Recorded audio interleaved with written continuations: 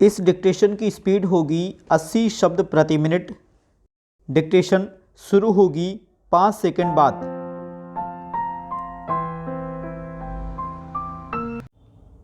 Start. अध्यक्ष महोदय, इस प्रस्ताव को पेश करते हुए हमारे माननीय सदस्य ने जो विचार व्यक्त किए हैं, मैं उनसे पूर्ण रूप से सहमत हूँ। माननीय मंत्री जी ने यह स्पष्ट कहा है कि सरकार ऐसा कोई कदम नहीं उठाएगी जो मजदूरों के हित में ना हो। अपनी मांगों के समर्थन में मजदूरों को हड़ताल करने का पूरा अधिकार है। सरकार उनके इस अधिकार पर किसी भी प्रकार का अंकुश नहीं लगाना चाहती। उनके इस आश्वासन को देखते हुए इस बिल का औचित्य ही समाप्त हो जाता है। फिर भी माननीय सदस्य ने जो बिल पेश किया है, उससे हमारे मजदूर भाइयों के मन में आशा का संचार हुआ है। पैरा। मजदूरों के मन में यह शंका थी कि उनके साथ अन्याय हो रहा है। हम चाहते हैं कि सरकार ऐसी व्यवस्था करे जिससे मजदूरों को हड़ताल जैसे हथियार का सहारा ना लेना पड़े।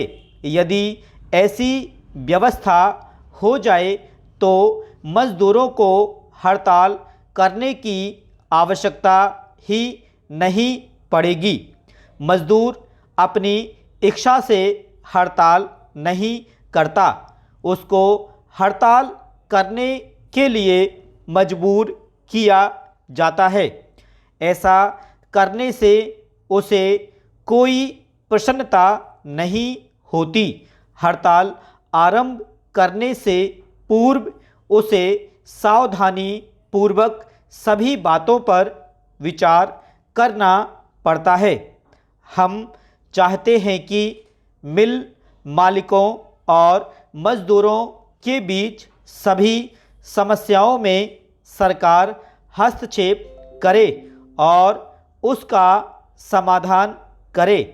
अध्यक्ष महोदय, नशाबंदी के संबंध में जो बिल सदन के सामने रखा गया है, उस पर भी मैं कुछ कहना चाहता हूँ। इस बिल में अनेक बातों का जिक्र किया गया है।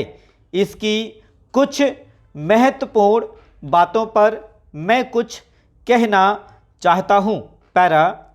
सबसे पहली बात तो यह है कि किसी भी विकासशील देश के लिए शराब बिल्कुल आवश्यक नहीं है। यदि हमें अपने देश के सामाजिक जीवन को ठीक प्रकार से रखना है तो उसके लिए लोगों के दिमाग को ठीक रखना होगा। प्रत्येक धर्म में शराब का विरोध किया गया है। शराब के कारण आर्थिक हानि होने के साथ साथ नए नए अपराधों का जन्म होता है। इससे सबसे अधिक हानि गरीब लोगों के परिवार को होती है। जब किसी आदमी को शराब की आदत पड़ जाती है तो वह सारा पैसा शराब के ऊपर खर्च कर देता है। नशा बंदी का प्रचार स्वतंत्रता के पूर्व और बाद में भी किया गया। सभी नेताओं ने कहा है कि नशा आदमी के लिए अच्छी चीज़ नहीं है और इसका उपयोग नहीं करना चाहिए। स्टॉप।